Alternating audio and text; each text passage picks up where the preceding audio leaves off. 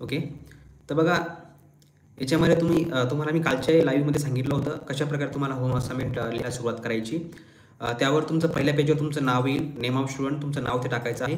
नंतर येईल सिलेबस किंवा सब्जेक्ट, इथे तुमचं FY BCom टाकायचं आहे. मराठी असेल तर मराठी, इंग्रजी असेल तर इंग्रजी मीडियम. ठीक आहे. नंतर खालच्या ओळीवर तुम्हाला PRN नंबर टाकायचा आहे, तुमचा जो काही PRN नंबर असेल तो. नंतर डेट ऑफ कंप्लीशन टाकायचा आहे.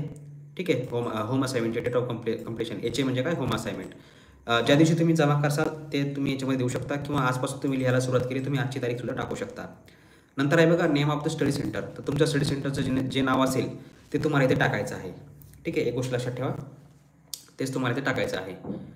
तिथून त्याच्यानंतर बघा आता आपण इथे सुरुवात करणार आहे. G02 BCom first year home assignment, इंग्रजी आणि मराठी मीडियम. ठीक आहे. दोघांसाठी सुद्धा सेम उत्तरं आहेत आणि सेम प्रश्न आहेत. ठीक आहे. एवढं लक्षात ठेवा. ठीक आहे. तर पहिला प्रश्न बघा आपल्याकडे कुठला आहे, OPN 101 अध्ययन कौशल्याचा अधिष्ठान अभ्यासक्रम यासाठी. आपल्याकडे बघा सगळ्यात पहिला प्रश्न आहे, भाषणाची मांडणी कोणत्या पद्धतीने केली तर श्रोत्यांच्या अवधानात जास्तीत जास्त लाभ व्याख्यात्याला घेता येईल. ठीक आहे. भाषणाची मांडणी कोणत्या पद्धतीने केली तर आता बघा जे तुम्ही भाषण करता किंवा तुम्ही तुमच्या शाळेमध्ये वगैरे किंवा तुमच्या कॉलेजमध्ये तुम्ही कुठे एखाद्या कार्यक्रमामध्ये जे आहे तुम्ही ते तुमचे जे भाषण वगैरे तुम्ही ऐकता. ठीक आहे. तर त्यातून तुम्हाला काय शिकायला मिळतं, श्रोते म्हणजे कोण, ऐकणारे. ठीक आहे. जे लोक भाषणात कुठले कुठले मुद्दे मांडतात, कुठले महत्त्वाचे मुद्दे मांडतात ते तुम्हाला आवडतात का, कारण बरेच भाषणं ऐकताना आपण झोपतो. ठीक आहे. आपल्याला झोप येते, तर ती झोप न येऊ देणे किंवा कोणाचं मजेशीर भाषण असते, एखाद्या शिक्षकांचं मजेशीर गप्पा गोष्टी असतात, ते भाषण आपल्याला सगळ्यांना आवडत असते. अशा प्रकारचं काही भाषण असतं. तर हे एकदम सोपा प्रश्न आहे मित्रांनो, तुम्ही तुमच्या मनाने आरामात लिहू शकता. ठीक आहे. तर हा प्रश्न तुम्हाला तुमच्या मनाने लिहायचा आहे, भाषणाची कुठली मांडणी करायची वगैरे. ठीक आहे. समोरचा बघा दुसरा प्रश्न आहे, अपरिचिताशी संवाद करताना कोणती पथ्ये पाळाल. ठीक आहे. अपरिचिताशी संवाद करताना कोणती पथ्ये पाळाल. अपरिचिताशी म्हणजे काय, याचा अर्थ काय, जो तुमच्या परिचयाचा नाही. ठीक आहे. अपरिचित म्हणजे काय, जो तुमच्या परिचयाचा नाही. तर त्या व्यक्तीशी संवाद करताना तुम्हाला कुठल्या कुठल्या गोष्टींचं भान ठेवायचं आहे. तर मित्रांनो याचं उत्तर जे आहे तुम्हाला पुस्तक 2 मध्ये पेज नंबर 52-53 वर भेटेल. ठीक आहे. पुस्तक 2 पेज नंबर 52-53 लक्षात ठेवा. नंतर बघा मित्रांनो निरीक्षण म्हणजे काय, जे एखाद्या गोष्टीकडे आपण टक लावून बघतो. समजा पाण्यामध्ये एखादा मासा खेळतोय, आपण त्या माशाकडे टक लावून बघतो. ठीक आहे. किंवा एखादी मगरमच्छ जर असेल तर आपण त्याच्याकडे टक लावून बघतो. पहिल्यांदा आपण जर समुद्रामध्ये एखादी जहाज बघितली तर त्याच्याकडे आपण असं एकदम निरीक्षण करतो, त्याच्याकडे असं टक बघतो. ठीक आहे. तर ते निरीक्षण म्हणजे काय ते तुम्हाला तुमच्या शब्दात थोडक्यात लिहायचं आहे. हे तुम्ही मनाने लिहू शकता, किंवा तुम्हाला जर याचं पुस्तकातून लिहायचं असेल उत्तर तर तुम्ही पुस्तक 3 मध्ये पान नंबर 2 पासून लिहू शकता. ठीक आहे. पुस्तक 3 पान नंबर 2. नंतर आहे बघा संदर्भ ग्रंथ म्हणजे काय, संदर्भ ग्रंथाचे प्रकार कोणते. संदर्भ ग्रंथ म्हणजे काय, थोडक्यात ग्रंथ म्हणजे काय सगळ्यांना माहिती आहे, एक प्रकारचं पुस्तकच असते. ठीक आहे. त्यामध्ये एक गोष्टीचा प्रकार आहे तो संदर्भ ग्रंथ. ठीक आहे. ते तुम्ही याच्यामध्ये लिहू शकता. याचं उत्तर तुम्हाला लिहायचं आहे मित्रांनो पुस्तक 3 मध्ये पान नंबर 35 आणि पान नंबर 36. ठीक आहे. पुस्तक 3 मध्ये पान नंबर 35 आणि पान नंबर 36. सगळ्यांना दिसतंय का इथं सांगा. ओके. तर हे बघा आपले जे आहेत OPN 101 चे 4ही प्रश्न संपलेले आहेत. ठीक आहे. आता आपण बघा खाली बघा इंग्रजी मीडियमवाल्यांचा एक विषय आहे, com 107 elements of statistics, English मीडियमवाल्यांसाठी. ठीक आहे. इंग्लिश मीडियमवाल्यांसाठी तर आहे इथं. ठीक आहे. इंग्लिश मीडियमवाल्यांसाठी बघा पहिला प्रश्न कुठला आहे, com 107 elements of statistics English मीडियमवाल्यांसाठी. Explain function of statistics. ठीक आहे. Explain the function of statistics, हा तुम्हाला याचं उत्तर तुम्हाला लिहायचं आहे. फंक्शन स्टॅटिस्टिक्स तुम्हाला फंक्शन लिहायचे आहेत मित्रांनो. याचं उत्तर जे तुम्हाला आहे पुस्तक 1 मध्ये पान नंबर 7 वर मिळेल. ठीक आहे. पुस्तक 1 मध्ये पान नंबर 7 वर. नंतर आहे बघा दुसरा प्रश्न, describe the methods of random sampling. Random सॅम्पलिंगचे तुम्हाला मेथड वगैरे याच्यामध्ये तुम्हाला एक्सप्लेन करायचे आहेत. तर कुठल्या कुठल्या मेथड आहेत याचं उत्तर मित्रांनो तुम्हाला पुस्तक 1 मध्ये पान नंबर 11 वर मिळेल. ठीक आहे. पुस्तक 1 मध्ये पान नंबर 11. ओके. नंतर बघा तिसरा प्रश्न कुठला आहे, define what is primary data आणि सेकंडरी डेटा. प्रायमरी डेटा कशाला म्हणायचं, सेकंडरी डेटा कशाला म्हणायचं, हे तुम्ही व्यवस्थितपणे डिफरन्स टाईपमध्ये किंवा वेगवेगळ्या पॉईंट्सचे तुम्ही याच्यामध्ये लिहू शकता. ठीक आहे. तर हा झाला तुमचा प्रायमरी डेटा आणि सेकंडरी डेटा. तर मित्रांनो याचं जे उत्तर आहे तुम्हाला पान नंबर 14 आणि पान नंबर 16 पुस्तक 1 मध्ये. ठीक आहे. पुस्तक 1 मध्ये पान नंबर 16 आणि पान नंबर पान नंबर 16, पान नंबर 15, पान नंबर 14, 15, 16 मध्ये तुम्हाला लिहायचं आहे. कॉमिक्सचा शेवटचा प्रश्न कुठला आहे, explain principle of preparing diagram. Diagram काढण्यासाठी तुम्हाला कुठल्या कुठल्या गोष्टींचं काळजी घ्यावी लागते ते तुम्हाला याच्यामध्ये लिहायचं आहे. ठीक आहे. ओके. ते तुम्हाला लिहायचं आहे. याच्यामध्ये बघा तुम्हाला पुस्तक 1 मध्ये पान नंबर 55. ठीक आहे. प्रिन्सिपल ऑफ प्रिपेरिंग डायग्राम पुस्तक 1 पान नंबर 24 आणि पान नंबर 25-26. ठीक आहे. हा झाला इंग्लिश मीडियमवाल्यांसाठी. आता बघा कॉमन सब्जेक्ट आहे बघा मराठी 102 मराठी भाषेचे अधिष्ठान अभ्यासक्रम. यामध्ये मित्रांनो बघा पहिला प्रश्न कुठला आहे, विडी कामगाराच्या वस्तीने विडी कामगाराच्या वस्तीचे वर्णन करण्यासाठी लेखकाने योजलेल्या शब्दांची सूची तयार करा. ठीक आहे. तर बघा मराठीचा प्रश्न आहे, पहिला प्रश्न, विडी कामगाराच्या वस्तीचे वर्णन करण्यासाठी लेखकाने योजलेल्या शब्दांची सूची करा. तर कुठल्या कुठल्या शब्द त्यांनी सुचवले आहेत त्याची तुम्हाला सूची करायची आहे. ठीक आहे. तर बघा आपल्याकडे पहिल्या प्रश्नाचं उत्तर जे आहे ते पुस्तक 1 मध्ये पान नंबर 18, पान नंबर 19 तुम्हाला याचं उत्तर सापडून जाईल. ठीक आहे. पुस्तक 1 मध्ये, मराठीमधील पुस्तक 1 मध्ये पान नंबर 18 आणि पान नंबर 19 यावर तुम्हाला लिहायचं आहे. दुसरा प्रश्न कुठला आहे बघा मित्रांनो, कुठला आहे आपल्याकडे, नावकाळी धोरण हा शब्द प्रयोग विष्णू वामन शिरवाडकर यांनी कुठल्या अर्थाने वापरला आहे हे तुम्हाला साधारण स्पष्ट करायचं आहे. ठीक आहे. तर मित्रांनो याचं उत्तर जे आहे तुम्हाला पान नंबर 31 पुस्तक 1 मध्ये पान नंबर 10 वर सापडेल. ठीक आहे.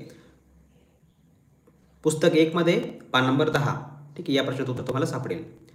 नंतर बघूया आपण मित्रांनो, गाडगेबाबा यांच्या कीर्तनातील निवेदन शैली वैशिष्ट्ये उदाहरणं देऊन तुम्हाला स्पष्ट करायचं आहे. ठीक आहे. तर मित्रांनो याचं उत्तर जे आहे तुम्हाला पुस्तक 1 मध्ये 45 आणि 46 या पेजवर तुम्हाला सापडेल. ठीक आहे. पान नंबर 45-46 पुस्तक 1 मध्ये. प्रश्न चौथा बघा मित्रांनो कुठला आहे, वाङ्मयी श्री संजय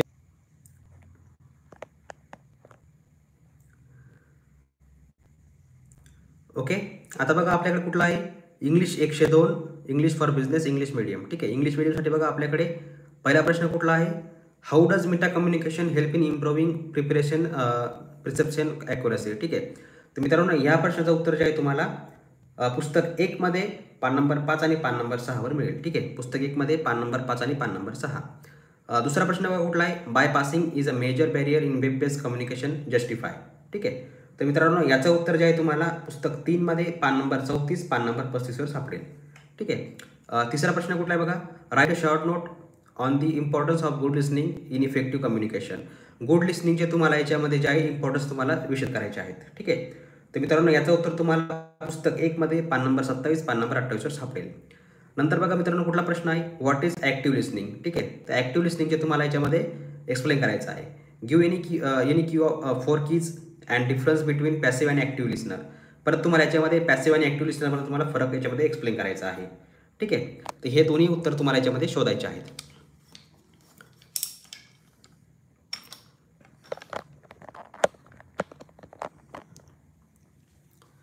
ओके. तर मित्रांनो याचं उत्तर जे आहे तुम्हाला पुस्तक 1 मध्ये पान नंबर 24, पान नंबर 25 आणि पान नंबर 26 यावर तुम्हाला लिहायचं आहे. ठीक आहे. पान नंबर 25, 26, 27. ओके. तर ठीक आहे. तर याच्यामध्ये बघा तुम्हाला फक्त हिंदीचे 4 प्रश्न विचारले गेलेले आहेत. इंग्रजीचे कुठलेही प्रश्न याच्यामध्ये अजून विचारले गेलेले नाहीत. ठीक आहे. याच्यामध्ये फक्त हिंदीचे विचारलेत, असं होत नाही, परंतु इंग्रजीचे विचारले. हा विषय आपण जे आहे तो शेवटी घेऊया. ठीक आहे. त्यानंतर बघूया आपण समोर घेऊया GKN.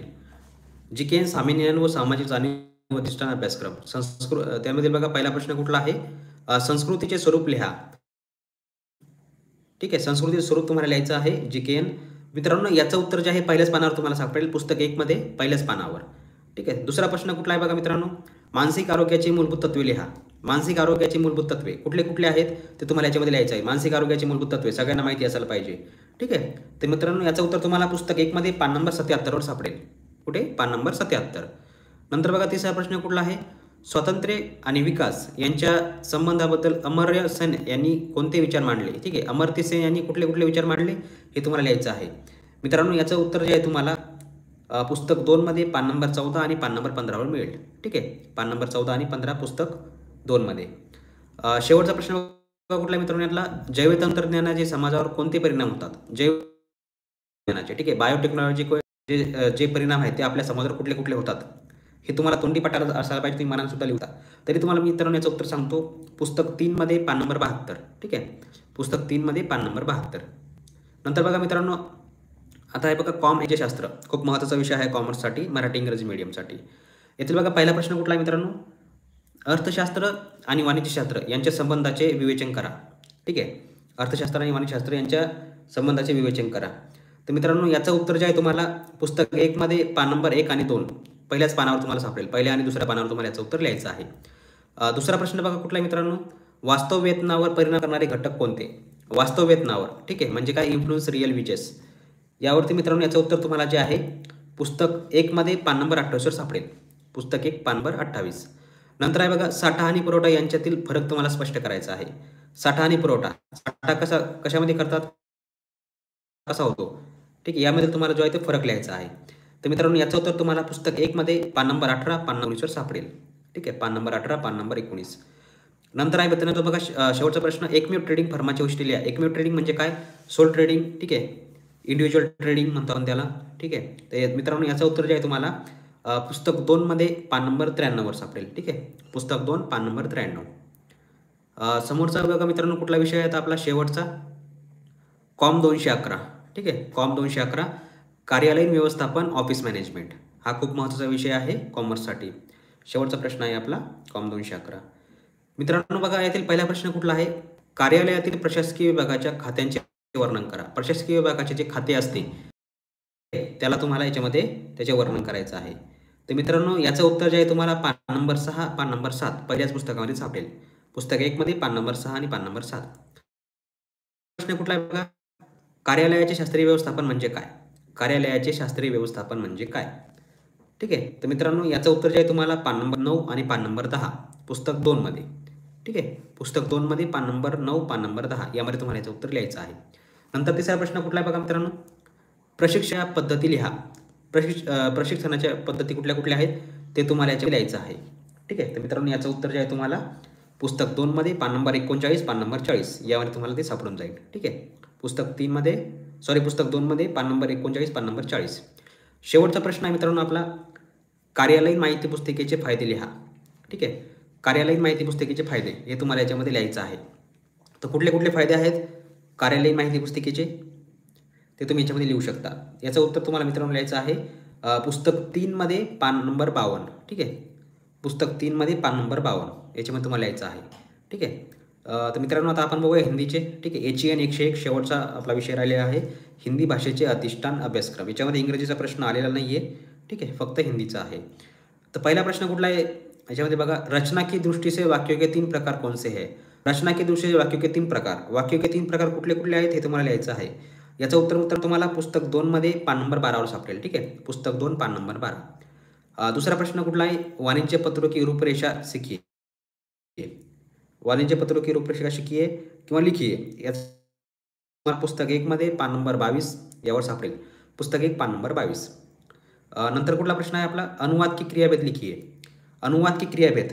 ठीक आहे, तर याचं उत्तर मित्रांनो तुम्हाला पुस्तक 1 मध्ये पान नंबर 33 पान नंबर 34 यावर तुम्हाला लिहायचं आहे. यावर दिलेलं आहे ते तुम्ही लिहू शकता. नंतर बघा मित्रांनो आपला शेवटचा प्रश्न कुठला आहे, कार्यालयीन पत्रव्यवहार के भेद लिखिए. कार्यालयीन पत्रव्यवहार. ठीक आहे, याच्यावर बघा आता एक प्रश्न कायम पडतोच पत्रव्यवहारावर. तर कशा प्रकारे पत्र लिहायचं मित्रांनो, तुम्हाला पुस्तक 1 मध्ये पान नंबर 17-18 तुम्ही बघू शकता. त्यामध्ये तुम्हाला फॉर्म्युला वगैरे दिलेले आहेत. ठीक आहे, कशा प्रकारे पत्र वगैरे लिहायचे ते. ठीक आहे, तर अशा प्रकारे मित्रांनो आपल्या ज्या होत्या FYB कॉमच्या मराठी आणि इंग्रजी मीडियम दोघांना सुद्धा सेम आहे. मराठी आणि इंग्रजी मीडियमला तुम्ही सेम पेज नंबर फॉलो करा, त्यामध्ये तुम्हाला तुमचे उत्तर जे आहे ते सापडून जाईल. ठीक आहे, तर मित्रांनो ज्यांना कोणाला सापडायला काही अडचण असेल, ज्यांच्याकडे पुस्तक वगैरे नसेल, त्यांनी बघा आपलं ॲप्लिकेशन आहे प्ले स्टोअरला, परीक्षित अभ्यास A to Talk. ठीक आहे, असं तुम्हाला सर्च करायचं आहे. याची लिंक तुम्हाला मी खाली डिस्क्रिप्शनमध्ये दिलेली आहे. ठीक आहे, त्यामध्ये तुम्हाला रेडीमेड असाइनमेंट मी PDF मध्ये बनवून दिलेले आहेत. तुम्ही हे ॲप डाउनलोड करून त्याच्यामध्ये तुम्ही बघू शकता. अशा प्रकारे बघा मित्रांनो तुम्हाला मी रेडीमेड टाईप करून दिलेले आहेत. तुम्हाला फक्त हे बघून तुम्हाला लिहायचं आहे. बघा अशा प्रकारे मी तुम्हाला याच्यामध्ये रेडीमेड आन्सर तुम्हाला मी दिलेले आहेत. हे फक्त तुम्हाला पाहून लिहायचं आहे, तुम्हाला पुस्तकामध्ये शोधायची गरज नाही.